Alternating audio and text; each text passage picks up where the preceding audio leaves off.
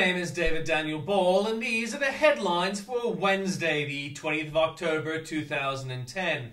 Today's tune, headlined More Madness, is by Stephen Zegg. And as I replied to him, every major city in the world has congestion problems, but Sydney's have been self-inflicted and are a more powerful testimony to the failure of planning from many ALP governments and puppet lord mayors. And a Bible quote, "Delight yourself in the Lord, and he will give you the desires of your heart." Psalm 37:4. And in headlines from Fox, critics say $250 rebate proposed for seniors who aren't getting cost of living increases in their Social Security benefits is merely a ploy by Obama and Dems to sway the upcoming elections, though analysts say it's likely won't have much effect. Climate change is not a threat, and the consequences of global warming will not be catastrophic, the president of the Czech Republic said on Tuesday. Shattered dreams amid dismal economic reports, rising foreclosures. Should Americans be taking advantage of low home prices, or is renting a better bargain? A high-powered rifle was reportedly fired by the south side of the Pentagon, hitting the building and causing minor damage, while police temporarily locked down some roads and pedestrian entrances to the building. Critics of a new Ugly Meter iPhone app, which uses facial recognition software to rate someone's attractiveness, warn it could be used by cyberbullies, and their victims could include elementary school kids. And in breaking news from Fox.com.au, the dollar was almost 2 US cents lower this morning. A new iPhone app called the Ugly Meter is just what cyberbullies, including elementary school kids, need to target easy marks, online security experts said today. Wall Street stocks slumped today after China's move to raise interest rates and mixed corporate earnings, with Dow Jones briefly falling 2% before recovering slightly. Rome police are searching for two well-dressed thieves who walked into Cartier on Via Condotti, distracted a saleswoman, and walked off with a $700,000 ring and disappeared in a crowd of shoppers in the posh shopping street. At least 11 people were killed when gunmen on motorcycles opened fire in a market in Karachi overnight, as the toll from a series of politically motivated killings in the city passed 50, police said. And from New South Wales and the ACT, car insurance premiums are set to rise because of a bungling attempt by the state government to crack down on car rebirthing. Labor is working on a deal with the Greens to get Premier Kristina Keneally's proposed laws to cap political donations through. Of course, if they were worthwhile, she could just do a deal with the Libs. A mother who helped her underage daughter get work at a leading brothel has been jailed for at least 18 months.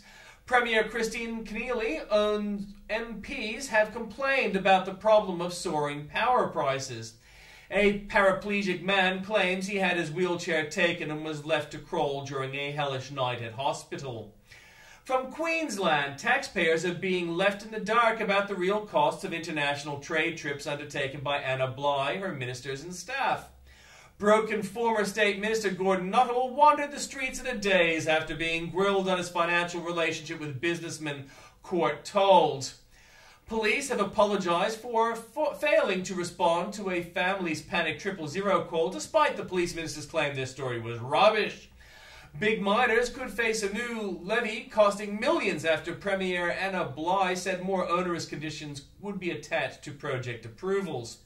From Victoria, Victoria's second highest ranking cop has called for public to decide if some illicit drug should be legalized. Apparently he's not sure.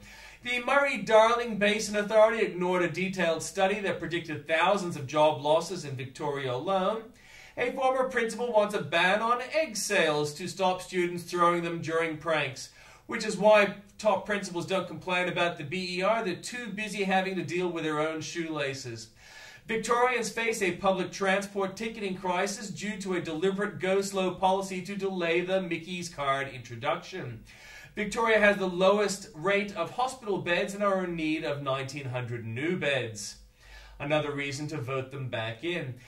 From the Northern Territory, 6-year-old banned from school bus after decking the boy who tormented her over her Islamic dress. From South Australia, the Victims of Crime Commissioner has dismissed a fall in annual crime rates, saying offences go unreported and actual crime rates remain mysterious. Ambulance service managers have been forced to return to the front line as the service struggles with record emergency call-outs and chronic staff shortages. South Australians should stop comparing ourselves to other states and simply get on with the progress, the new head of Advantage SA says. From Western Australia, a remote Aboriginal community in the Pilbara has become the first to sign a housing management agreement with the state government. Apparently Liberals get things done. A man who used an online dating forum to trick a woman into having sex with him has been charged by police over his behaviour. And there's nothing new from Tasmania. From the Journalist Corner, attack ads and personal jabs may be becoming the norm in several key races across the country.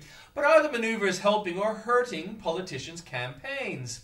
If the GOP sweeps the elections, could a Conservative Congress center the president's agenda? Senator Byron Dorgan shares his message for the White House. Muslim fanatics or terrorists, whatever word, killed us. Deepak Chopra responds to this recent comment from O'Reilly. Obama claims unfounded fear and frustration is causing a panic all the way to the polls. So are scare tactics to blame or a poor presidential agenda? And in comments from Bill O'Reilly on the Muslim dilemma. From Tim Blair, who was doing a burger tour. I'm in the US spending delicious parody dollars. Itinerary made up as I go. More soon. From Andrew Bolt, Truther heads Victoria's Trades Hall. Hicks forgets his terrorist past. No 1773 is right and Palin's mockers are wrong. Spain fried by solar power. Fishy cure is fishy. Is everything last minute with Gillard? Gillard drowning in her boat people debacle.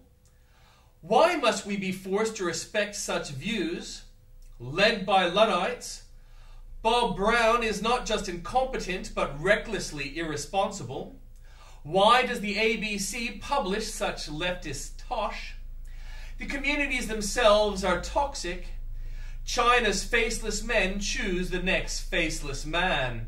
And you can read more about it at the links.